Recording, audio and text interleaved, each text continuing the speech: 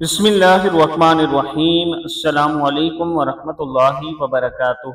اہم مشکلات کا قرآنی حل۔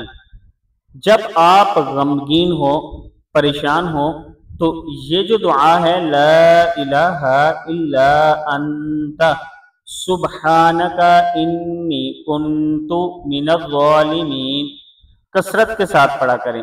جب تکلیف میں مبتلا ہو تو پھر یہ والی آیت انی مسنی الضر وانت ارحم الراحمین، جب کسی دشمن کے خلاف